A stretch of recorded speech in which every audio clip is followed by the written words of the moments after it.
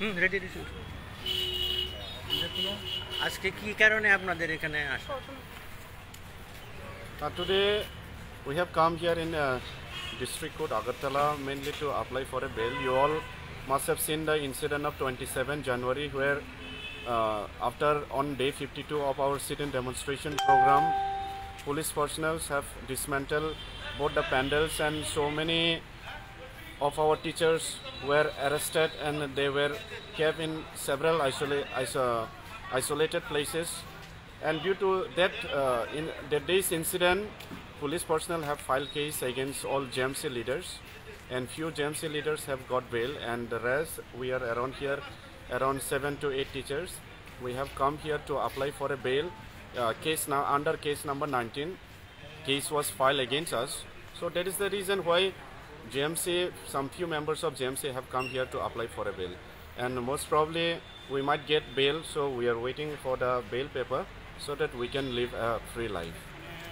And right now we have already, their toll have already reached 93. So it is our humble appeal to state government of Tripura to kindly see into the matter and come out with a solution. You all must have heard one case which is going around in Tripura High Court regarding Group C and Group D. This very case, in the last month, in the ending of last year, affidavit was filed in the Supreme Court where Tripura government have clearly stated that Group C and Group D posts, they would like to accommodate all these teachers through close advertisement basis. But it's been nearly more than a quarter till now. Government is not coming out with a solution, and they are very least interested in rescuing these 10,323 and accommodating in Group C and Group D posts. So that is the reason why these leaders have filed a case in Tripura High Court, and that case is still going on. And right now, Group C and Group D post has examination has been also postponed since the case is going on in Tripura High Court. So GMC appeal to rescue all these 10,323 on time, and in case if we are not rescued on time, then much larger protest is going to take place in Tripura, and it will create a much larger history in the state of Tripura. And 37 lakhs people will witness once again more the incident that took place on 27 January. The coming step will be more worse than that. Thank you so much. আপনাদের ভবিষ্যৎ পরিকল্পনা কি আগামী দিনে আন্দোলন কর্মসূচি সম্পর্কে? ভবিষ্যৎটা পরে বলছি, আগে বলছি যে আজকে আমরা এখানে কেন এসেছি। আজকে আমরা কোর্টে এসেছি আমাদের শিক্ষকদের যে আন্দোলন হয়েছিল গত 3রা অক্টোবর আমাদের রাজ্যের মুখ্যমন্ত্রী মহাশয় আমাদের 3 সংগঠনের নেতৃত্বদের ডেকে নিয়ে বলেছিলেন যে আমাদের স্থায়ী সমাধান করবেন, কিন্তু তার প্রতিশ্রুতি তিনি রাখেননি। সরকার যেভাবে প্রতিশ্রুতি দিয়েছিল যে আমাদের 2-1 মাসের মধ্যে স্থায়ী ব্যবস্থা করবেন, যে সরকার প্রধান, তিনি কিন্তু তার প্রতিশ্রুতি রাখেননি। আমরা ওয়েট করেছিলাম 2 মাস, তারপর আমরা গণ অবস্থানে বসি সিটি সেন্টারের সামনে 7ই ডিসেম্বর থেকে 51 দিন 26 জানুয়ারি পর্যন্ত। 27 জানুয়ারি ভোরবেলায় 144 ধারা দেওয়ার আগেই আমাদের টেন্ট ভেঙে দেওয়া হয়, ঘুম থেকে তুলে বাচ্চাদের পর্যন্ত রেহাই দেয়নি। কীভাবে শিক্ষিকাদের বাচ্চাদের টেনে হিচড়ে অ্যারেস্ট করা হয়েছে। তারপর তো সারা রাজ্যের যে 37 লক্ষ জনগণ দেখেছেন যে রাজ্যের সরকারের যে বর্বরচিত চেহারা, স্বৈরাচারী রূপ, আমাদের শিক্ষকদের উপর কীভাবে আক্রমণ, কীভাবে জল কামান লাঠি পেটা উন্ডেড হয়েছে। প্রায় শতাধিক আমাদের শিক্ষক শিক্ষিকারা এখনও অসুস্থ আছেন, অনেক শিক্ষক শিক্ষিকারা। সেই 27 তারিখ বর্বরচিত আক্রমণের আমরা শিক্ষকরা কিন্তু গণতান্ত্রিক পদ্ধতিতে 51 দিন আন্দোলন করেছি। সারা রাজ্যবাসী 37 লক্ষ জনগণ কিন্তু সাক্ষী, এবং 37 লক্ষ জনগণ কিন্তু আমাদেরকে সাহায্য করেছেন আর্থিকভাবে এবং মানসিকভাবে, সব ধরনের সহায়তা করেছেন। কিন্তু 27 তারিখ সকালেই সরকার একদম স্বৈরাচারী রূপটা দেখিয়েছে যে আমাদের শিক্ষকদের উপর কীভাবে আক্রমণ হয়েছে।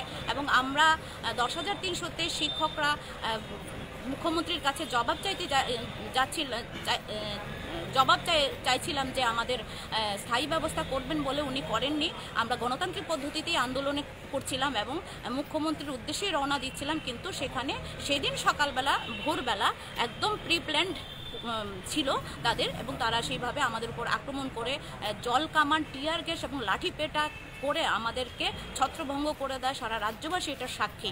তারপরও কোনো রকম সরকারটা মানবিকতা দেখাননি এবং সরকার কোনো রকম কথাও বলেনি এখন পর্যন্ত। আজকে আমরা কোর্টে এসেছি, আমাদের 12 জনের বিরুদ্ধে অনেকগুলো কেস করা হয়েছে, অনেকগুলো মামলা সরকারের পক্ষ থেকে দেওয়া হয়েছে। সেখানে আমাদের 5 জন অলরেডি বেল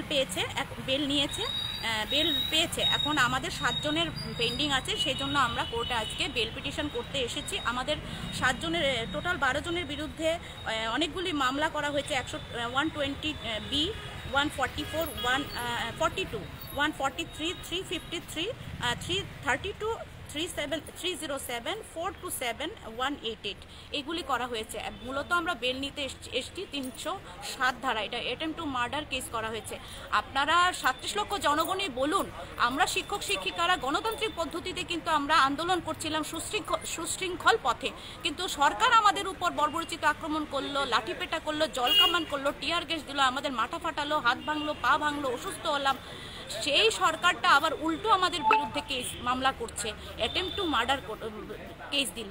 সেটা আপনারই জনগণই বিচার করুন যে কত রকম অমানবিক হলে, কত কি রূপ স্বৈরাচার হলে এমন একটা সরকার যে 10,323 শিক্ষকদের উপর বর্বরচিত আক্রমণ করলো 27 জানুয়ারি, সেই জায়গায় উল্টো আমাদের উপর কতগুলো মামলা দিল এবং অ্যাটেম্পট টু মার্ডার। আমরা কাকে নিরস্ত্র, আমরা সুশৃঙ্খল পদ্ধতিতে আন্দোলন করছিলাম, উল্টো আমাদের উপর জল কামান, টিয়ার গ্যাস এবং লাঠিপেটা পুলিশ করলো, উল্টো দিক থেকে আমাদের উপর ঢিল পাটকেল ছুটছিল। সেই জায়গায় 37 লক্ষ জনগণ সাক্ষী, সারা দেশে সারা রাজ্যের যে মিডিয়াগুলো আছে সেগুলো সাক্ষী। সেই জায়গায় সরকার আমাদেরকে বলছে যে অ্যাটেম্পট টু মার্ডার কেস দিয়েছে। আপনারাই বিচার করুন এই সরকারটা কী ধরনের সরকার।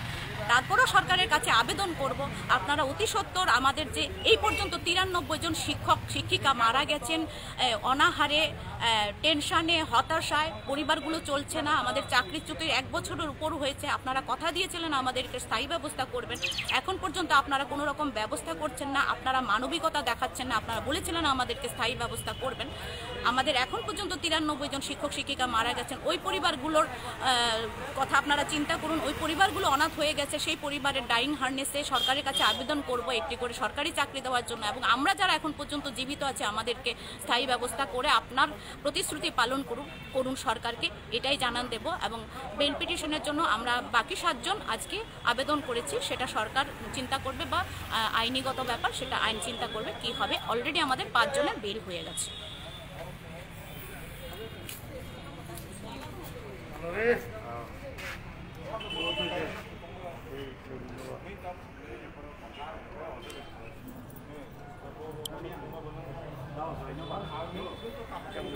Claro.